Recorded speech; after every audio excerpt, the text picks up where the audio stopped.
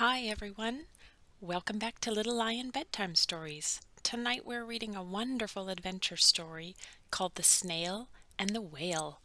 Let's get started. This is a tale of a tiny snail and a great big gray-blue humpback whale. This is a rock as black as soot, and this is a snail with an itchy foot. The sea snail slithered all over the rock and gazed at the sea and the ships in the dock.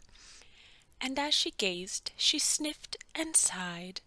"The sea is deep and the world is wide. How I long to sail," said the tiny snail. These are the other snails in the flock, who all stuck tight to the smooth black rock, and said to the snail with the itchy foot, "Be quiet, don't wriggle, sit still, stay put." But the tiny sea snail sighed and sniffed, then cried, "I've got it, I'll hitch a lift." This is the trail of the tiny snail, a silvery trail that looped and curled and said, "Lift wanted around the world." This is the whale who came one night when the tide was high and the stars were bright. A humpback whale, immensely long, who sang to the snail a wonderful song of shimmering ice and coral caves and shooting stars and enormous waves. And this is the tale of the humpback whale. He held it out of the starlit sea and said to the snail, "Come sail with me." This is the sea so wild and free that carried the whale and the snail on his tail to towering icebergs and far-off lands.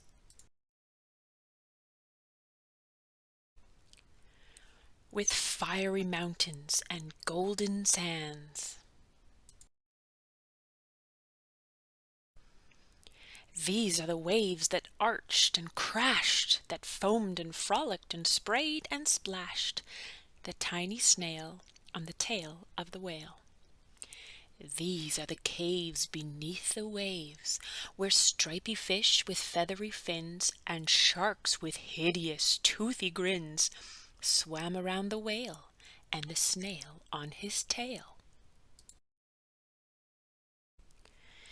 This is the sky so vast and high, sometimes sunny and blue and warm, sometimes filled with a thunderstorm, with zigzag lightning flashing and frightening the tiny snail on the tail of the whale. And she gazed at the sky, the sea, the land, the waves and the caves and the golden sand.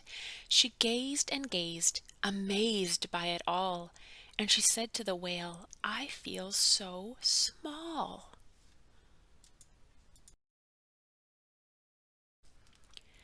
But then came the day the whale lost his way.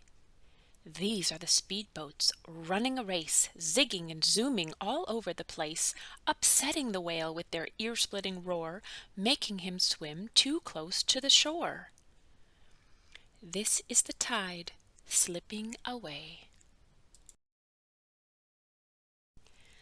And this is the whale lying beached in a bay. "Quick, off the sand, back to the sea!" cried the snail. "I can't move on land, I'm too big," moaned the whale. The snail felt helpless and terribly small. Then, "I've got it!" she cried, and started to crawl. "I must not fail," said the tiny snail. This is the bell on the school in the bay, ringing the children in from their play. This is the teacher holding her chalk, telling the class, "Sit straight, don't talk."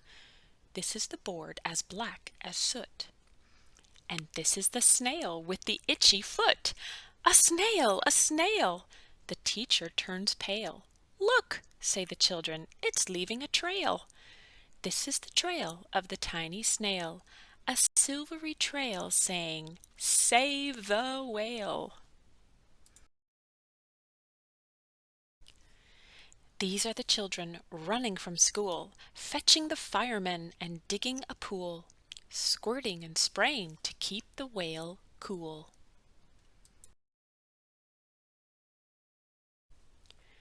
This is the tide coming into the bay, and these are the villagers shouting hooray as the whale and the snail travel safely away.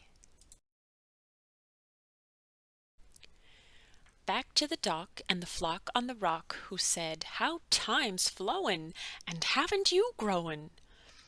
And the whale and the snail told their wonderful tale of shimmering ice and coral caves, and shooting stars and enormous waves, and of how the snail, so small and frail, with her looping, curling, silvery trail, saved the life of the humpback whale. Then the humpback whale held out his tail, and on crawled snail after snail after snail.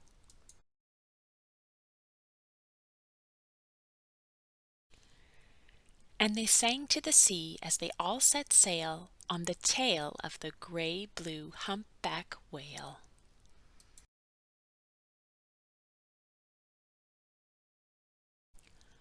I hope you enjoyed tonight's story.